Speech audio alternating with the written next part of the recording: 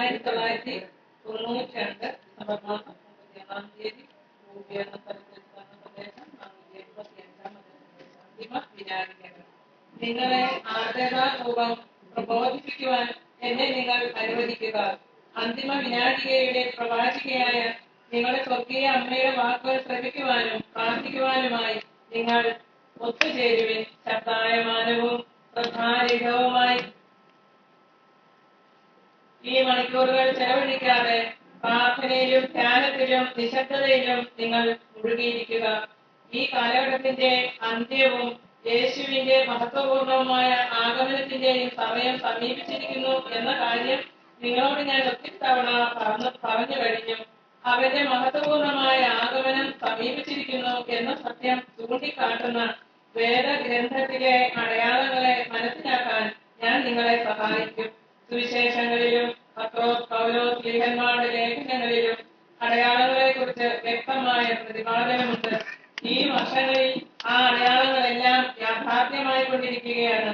വിശ്വാസത്തെയും മതത്തെയും ഉപേക്ഷിക്കുവാൻ തക്ക രീതിയിലുള്ള തെറ്റായ പ്രബോധനങ്ങളാണ് ഒന്നാമത്തെ അടയാളം. വ്യാജഗുരുക്കന്മാരും സുവിശേഷ സത്യങ്ങൾക്കനുസൃതമായി ഒരിക്കലും പഠിപ്പിക്കുകയും ചെയ്യാത്ത വേദ പണ്ഡിതന്മാരുമാണ് തെറ്റായ പഠനങ്ങളെ പ്രചരിപ്പിക്കുന്നത്. തെറ്റുകളിലും മാനുഷിക ചിന്തയിലും അധിഷ്ഠിതമായ ഈ പഠനങ്ങൾ വിനാശകരമായ പാഷണ്ഡതയ്ക്ക് വഴിതെളിക്കുന്നു. ആരും നിങ്ങളെ വഴിതെറ്റിക്കാതെ സൂക്ഷിച്ചുകൊള്ളുക. കാരണം വളരെ പേർ ഒത്തിരി ആളുകളെ കബളിപ്പിക്കുവാൻ ശ്രമിക്കും.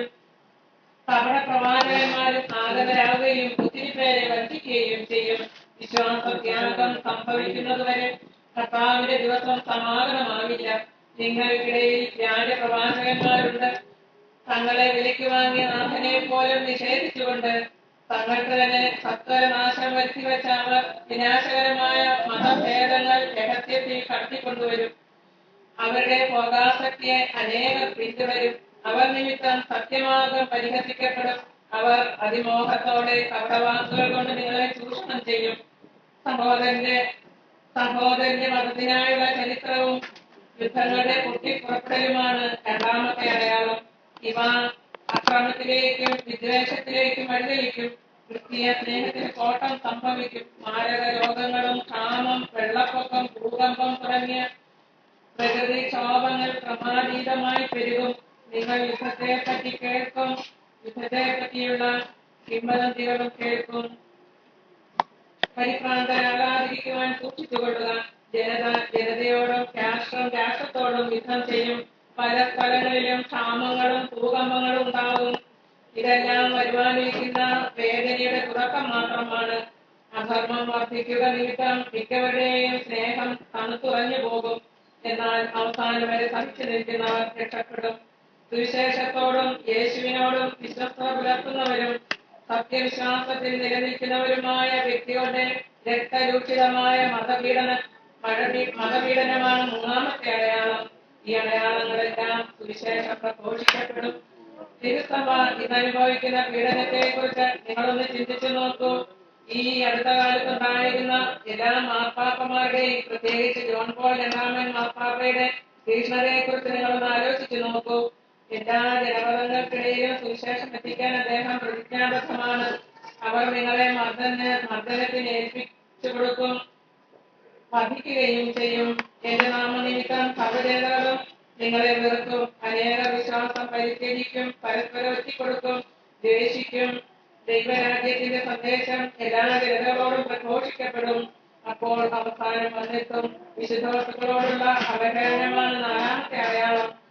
ക്രിസ്തുവിനെ എതിർത്ത് നിൽക്കുന്ന അന്തിക്രിസ്തുവാണ് ഈ കർമ്മം നിർവഹിക്കുന്നത്.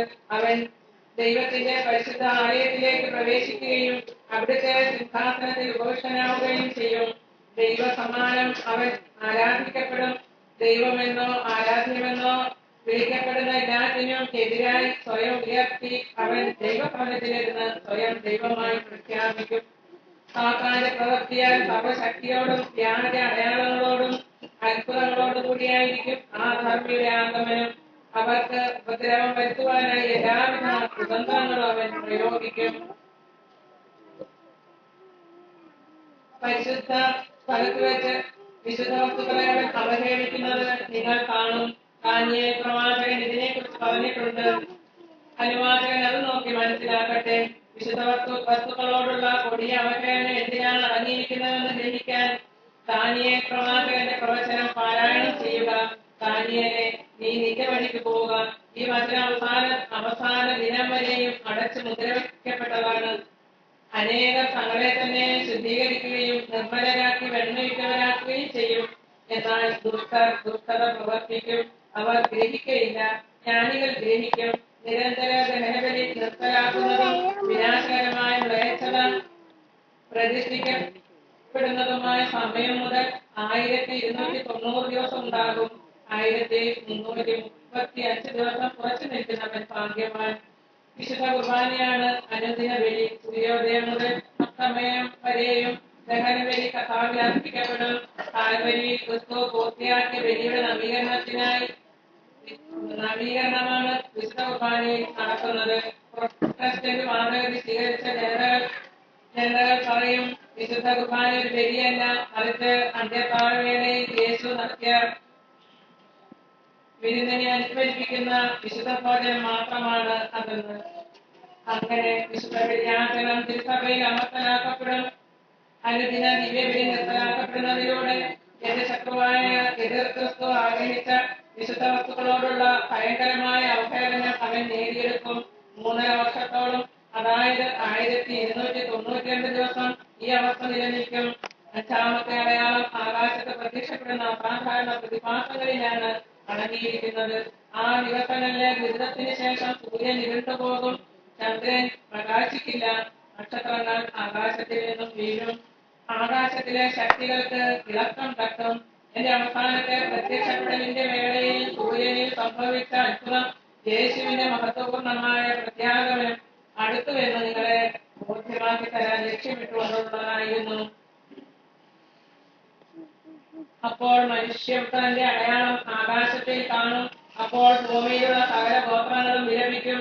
മനുഷ്യപുത്രൻ മഹാ തേജസ്സോടും പ്രതാപത്തോടും കൂടി വാനമേഘങ്ങളിൽ വരുന്നത് അവൻ കാണും.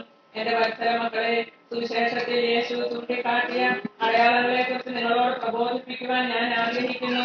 അവസാന കാലത്തെ അഭിമുഖീകരിക്കുവാൻ വേണ്ടി നിങ്ങളെ ഒരുക്കുന്നതിന് വേണ്ടിയാണിത്. കാരണം പറഞ്ഞവയെല്ലാം ഈ ദിവസങ്ങളിൽ സംഭവിക്കുവാൻ പോവുകയാണ്.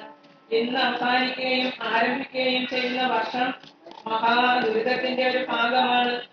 ഈ വർഷങ്ങളിൽ വിശ്വാസമില്ലായ്മ പടരും, യുദ്ധം വർദ്ധിക്കും, ഒത്തിരിയിടങ്ങളിൽ പ്രകൃതിക്ഷോഭങ്ങൾ പൊട്ടിപ്പുറപ്പെടും, പീഡനങ്ങൾ പെരുകും, സുവിശേഷ പ്രഘോഷണം എല്ലാ ജനപദങ്ങൾക്കിടയിലും നടക്കും, അസാധാരണ പ്രതിഭാസങ്ങൾ ആകാശത്ത് സംഭവിക്കും. എതിർ ക്രിസ്തു തന്റെ ശക്തി പ്രഭാവം മുഴുവൻ കാട്ടുന്ന സമയം ഇതാ സമാഗതമായിക്കൊണ്ടിരിക്കുന്നു. ആകയാൽ നിങ്ങൾ വിശ്വാസത്തിൽ ഉറച്ചു നിൽക്കുവാൻ ഞാൻ ആവശ്യപ്പെടുന്നു. വിശ്വാസത്തിന്റെയും ആർദ്രമായ പരസ്നേഹത്തിന്റെയും അനുഭൂതിയിൽ നിങ്ങൾ ജീവിക്കുക. നിങ്ങളെ വഴി നടത്തുവാൻ എന്നെ അനുവദിക്കുക. ഈ അന്തിമ വിനാഴികയിൽ നിങ്ങൾക്കായി ഞാൻ തയ്യാറാക്കിയിരിക്കുന്ന വിമല ഹൃദയത്തിന്റെ സുരക്ഷിതത്വത്തിൽ നിങ്ങളെ ഒന്നിച്ചു കൂട്ടുവാൻ എന്നെ നിങ്ങൾ അനുവദിക്കുക. എന്നോടൊത്ത് നിങ്ങൾ കാലത്തിന്റെ അടയാളങ്ങൾ വായിക്കുക. ഹൃദയ സമാധാനത്തിലും ആത്മവിശ്വാസത്തിലും ജീവിക്കുക. അത്തിമരത്തിന്റെ പാഠം നിങ്ങൾ പഠിച്ചുകൊള്ളൂ. അതിന്റെ ശിഖരങ്ങൾ ഇതളായി ഇലകൾ തളിർക്കുമ്പോൾ വേനൽക്കാലം അടുത്തുവെന്ന് നിങ്ങൾ മനസ്സിലാക്കുന്നു. അപ്രകാരം തന്നെ ഈ സംഗതികളെല്ലാം കാണുമ്പോൾ നിങ്ങളുടെ വിമോചനവും അടുത്തു കഴിഞ്ഞുവെന്ന് നിങ്ങൾ മനസ്സിലാക്കണം. Ave Maria.